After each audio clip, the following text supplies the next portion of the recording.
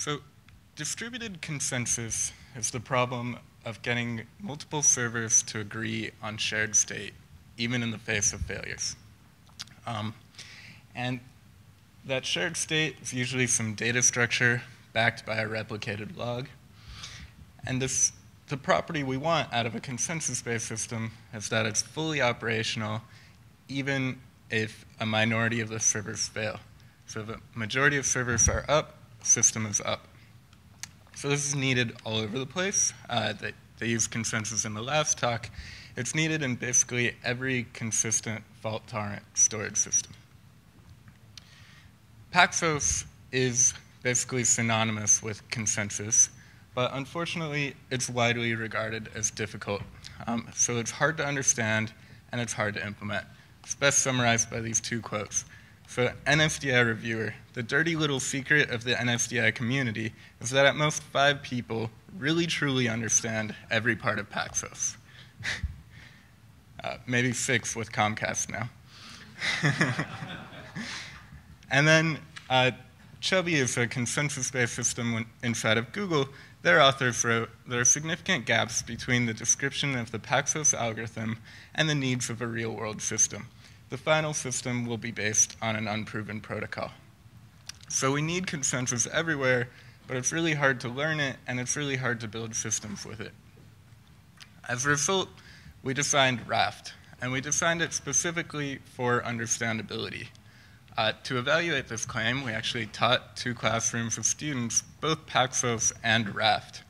And on the left graph, you can see those 33 points above the diagonal are the participants that scored higher on a Raft quiz than they did on a Paxos quiz, out of 43 participants total.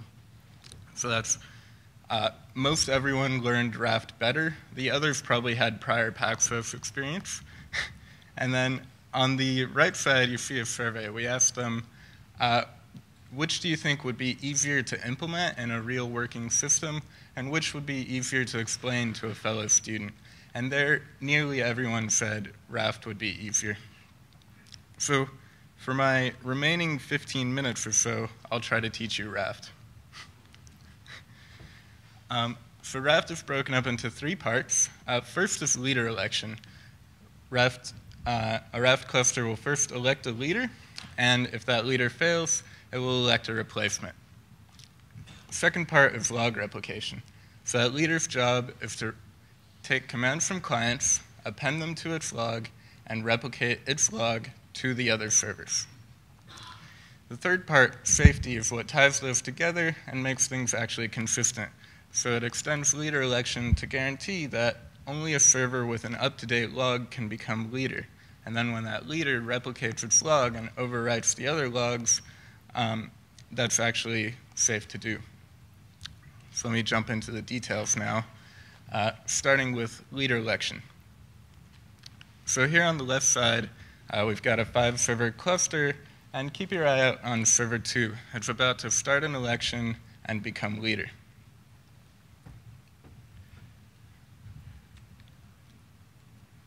So it's now leader, and it just sent out a round of heartbeats. So server 2 is our leader. The other servers are what's called followers. They're basically passive. All they do is respond to RPCs. And I know that election was a little quick, so I'll go through it a bit more slowly now. So I've crashed server 2, and server 3 is about to time out. And when it times out, it's going to start an election. Great. So server 2 was our leader in term 2. And now that it crashed, we're looking for a leader in term 3. So terms kind of serve as our notion of time in Raft. So then server 3 that timed out, its first job was to move itself over to term 3. So it incremented its term from 2 to 3. And that's why it's pink now. And the other servers are still on term 2. These term numbers actually propagate with each message, so those other servers will soon update to term 3. Once they do so, they will no longer be affected by leaders of prior terms. Okay, so server 3 timed out, it entered what's called the candidate state, it's campaigning to become leader in term 3. It also voted for itself. So those little dots in the circle are its votes. It's trying to collect votes from a majority of the cluster. So if it can get 3 votes, then it becomes leader. It's already got 1 vote because it voted for itself, and it sent out these request vote RPCs to ask the other servers for their votes. So when the other servers receive that message, they update to term 3, and they're allowed to vote once per term. So they each grant their votes. Server 3 doesn't know it yet, but once it receives a majority of the votes, then it becomes leader and sends out a heartbeat. So that was kind of normal, good case leader election. What we need there for that to happen is we need one of the servers to time out first and collect votes before the others time out. So server 3 did that. And I'll show you now what happens if 2 servers time out at the same time. This can result in what's called a split vote. So here, servers 1 and servers 5 on the top left, they're about to time out at the exact same time. And they're now trying to become leader in term 4. So they're in this candidate state, they each vote for themselves, they solicit votes from the rest of the cluster. And unfortunately for them, it just so happens that each server is only able to collect 1 more vote. So each server gets 2 votes. They need 3 votes to become leader. They try really hard to get server 2's vote, but server 2's down. So this election is basically stuck here. Neither server can collect the needed 3 votes to become leader. So RAF does the stupid, simple thing, which is just waiting for that next timeout. So if I let this advance, you'll actually see server 3 happens to time out next, and it's quick enough to become leader in term 5. So what we need for elections to succeed is to get one server to time out before the others. The way RAF does that is by using randomized timeouts. So you might have noticed that the timers on the outside of the servers don't reset all the way around. They actually reset randomly somewhere between halfway and the full circumference. That gives it enough spread so that it's highly likely that one server times out first, and split votes are almost always avoided. If not the first time, then the second round. So that's it for leader election. Now I want to talk about log replication. So those are the cluster's logs shown on the right side of the screen now. We've got server 1 as leader, and servers 3, 4, and 5 are currently down so that they're out of the way. So a client came up to server 1 and made 3 requests. Server 1 appends those requests to its log, and it also marks them with its current term number. So that's why they're all marked term 2. So remember, the leader's job during normal operation is to take its log and replicate it to the other servers. So let's watch the leader replicate its log over to server 2. I've allowed it to replicate that first entry. Now let me explain what that little dot and the arrow are. So the arrow is called next index. It is the position in the log where the leader will send the next entry. And that dot is the match index.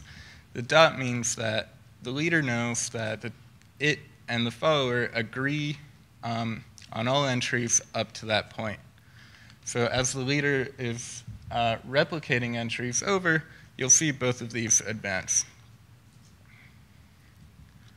And now we've reached kind of a steady state, but you might notice that these log entries have dashes around them. That's because they're not committed yet. They haven't been acknowledged to clients. They're not yet safe. I said that our goal is that if any majority of the cluster is up, then the system's fully operational. And so what could happen here, server 1 and 2 could go down, but servers 3, 4, and 5 could come up, and these log entries would be entirely lost. And so we need to actually replicate a little more widely before these can be marked committed. Okay, so I've brought up server 3, and I allowed the leader to replicate one entry over to server 3. And at this point, the leader's marked its first entry committed. So the rule is the leader can mark an entry that is created committed once that entry reaches the majority of the cluster. And once the leader marks it committed, it can acknowledge that and send the response back to the client. So at this point, that entry is guaranteed to never ever change. Server 1 knows it's committed, the other servers don't, and so this commitment information is actually sent out from the leader on its next messages. So if I let this advance forward, we'll reach a steady state where all of the entries are committed. And note that a minority of the cluster has been out of order this whole time. So that's kind of normal case log replication. And then there's two inconsistencies that we need to repair that can come up because servers can go up and down at any time. So there's missing entries, and then there's extraneous entries. So here we've got the same cluster. I submitted a couple of requests to server 1 before crashing it, brought up server 4, and allowed server 2 to become leader. So now server 2 is our leader in term 3. You'll note that server 2 has initialized its next index to be just past the end of its log. So that works out really well for its follower, server 3, because they happen to have the same logs. It doesn't work so well for server 4 because server 4 is missing a bunch of entries. It was just offline for a long time. And so what happens is we need that next index for server 4 to back up. Server 4 is not ready to, to receive the next index there. And so so each of these RPCs, they're called append entries, they include a consistency check. So if the next index is index 4, it'll include information about index 3. So in this case, the leader's entry at index 3 has term 2. So it asks, hey, server 3, do you, at index 3, have an entry with term 2? Yes. So server 3 replies positively. But server 4, in this case, doesn't have any entries, so it replies negatively. And if you watch, you'll see that next index bounced backwards to the beginning of the log, where, of course, everyone agrees on the empty log prefix, and then we can make forward progress and repair those missing entries. Okay, so that brings us to extraneous entries. So I advanced forward a little bit. I let an entry get committed on server 2, that's the pink one, and then I brought back server 1 again. So now the problem is that server 1 has these old entries from before that were never committed, never externalized, and we just need to get rid of them. We need server 1's log to look like server 2. So again, that same consistency check is used. So the leader will ask server 1, hey, do you have an index, an entry at index 3 with term 2? Yes.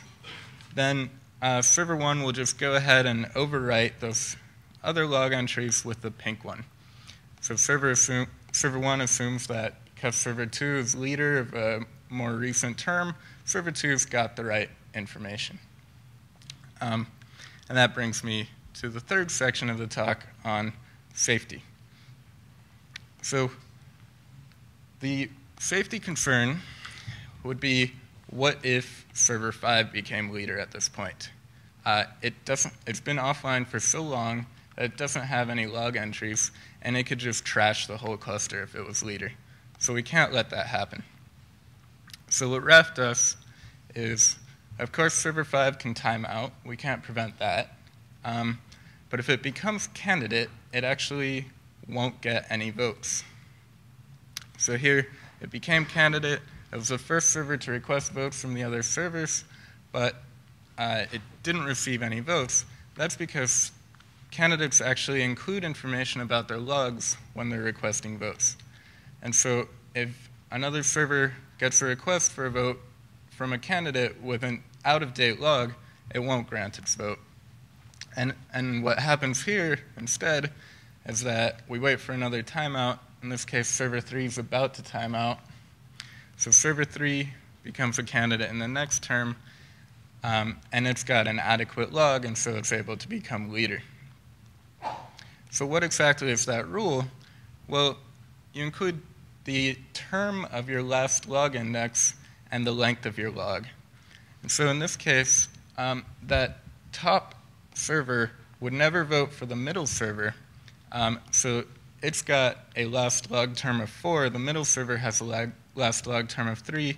So we consider that top log to be more up to date. And similarly, that middle server would never vote for the bottom server. Since it has strictly more entries, it's also more up to date. Okay, so wow, I must have been talking really fast. It's that easy. Yeah, that took me 10 minutes. Okay, so to conclude, consensus is widely regarded as difficult. A few people have figured it out, like Comcast, but I think it's unnecessarily challenging. So we defined Raft for understandability. The user study showed that Raft is easier to teach in classrooms, and it's also a better foundation for building practical systems. There's actually dozens of implementations of Raft available on our website. The paper includes a lot more detail. I know I covered that exceedingly quickly. It also includes cluster membership changes. So what happens if I have a 5-server cluster and I decide that's wasteful, I need to drop down to a 3-server cluster, or replace servers when they fail. The expanded tech report covers some of the less researchy topics, but that you would need in a practical system, including log compaction, what to do when the log grows too big, and client interaction. And then, of course, the website has a lot more information and this visualization that you can play with if you'd like. Thanks.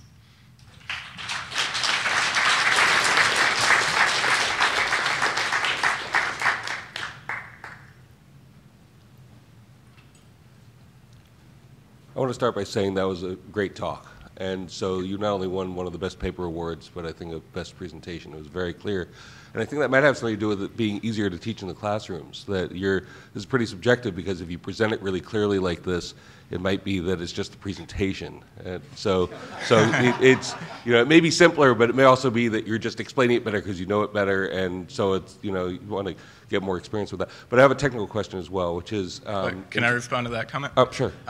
So this visualization is like brand new. We didn't have it for the study. If you want to watch the study, I think the Raft and Paxos lectures are actually very comparable, and they're both on YouTube. All right. Anyway, so in terms of your voting algorithm, I'm curious, does it scale to wide area environments with high latency where different things are going to trigger, and sort of contact each other, but there's such a delay between them that you wind up with more of these partitions and split votes? So I've done my real-world testing just on a LAN. I've done simulations on a kind of symmetric wide area environment where that worked fine. You might need to scale the timeouts to be larger. So you need basically a good random range to prevent split votes from occurring. Hi. So say that you have a given leader for a given execution, during which there are different subsets of nodes failing, which then means that basically you replicated the log to different nodes in that system. So after that, the leader fails. So the question is to repair those logs. You basically need to keep, the indexes per server in the system, I guess. Okay. And then is that a big overhead, or how does it compare with Paxos? Does Paxos require the same? So it's really going to depend on which Paxos variant you end up with. Yeah. But I think they're basically comparable. Okay. Okay. So you just need to keep index per server and... Yeah. Okay. Thanks. Hi. I also want to echo the comments about very clear presentation there. Had a quick question about the log compaction, since it's in the tech report and not in the paper. Could you give a brief overview of what's going on there? Are you Sure. doing checkpointing and sort of doing older logs? So it's a snapshotting approach. It would be compatible with more of a kind of SS table type thing, but the basic idea is that the nodes independently snapshot just the committed prefix in their logs. So you don't really want to be snapshotting that tail of the log that's still kind of in flux. That would be a big headache. But the committed prefixes, you've kind of already reached agreement on them, so you can rewrite those more compactly. So you just said something about testing only on a LAN. So it would be great to hear about tests, let's say, in AWS across the world, right, or in an Emulab with controlled networks that you can emulate topology. So, go ahead. Oh, I don't know if you have a question coming up. I was going to also say there's 500 nodes available from Emulab that you could be running gigantic tests on, just to, if you want to test the scalability of such things. But talk about the geo-replicated issues. Why didn't you test those? So the motivation for my work was actually RAM Cloud, which is extremely low latency data store that's built to run in one data center. That's why I wasn't focused on the geo-replicated issues. I think we are seeing companies that want to deploy in those environments. For example, Facebook's HydraBase announcement recently. They're basically taking HBase and making it geo-replicated for durability. And at least for data centers that are relatively close together, like on the same continent, I don't anticipate any problems. I don't know about kind of global. But I guess worst case you'd have to change the leader election algorithm to deal with that. Worst case would be that the timeouts lead to too many conflicts. Right, that you have leader elections when you shouldn't. Yeah. Or not making progress on leader elections. Right. Okay. Could you briefly comment on how it relates to view-stamp replication, which is kind of a similar... Yeah. So it's definitely in the same family of algorithms as view-stamp replication. I think the primary difference is that our focus on understandability led us to kind of reduce complexity in the state space wherever possible. So for example, it just leads to less mechanism overall. Like Raft has the 4 message types you saw in the talk, the request vote, request and response, and the append entries request and response. And with that, it does everything I showed here, plus cluster membership changes, whereas VRR at least takes 10 message types to do the same thing.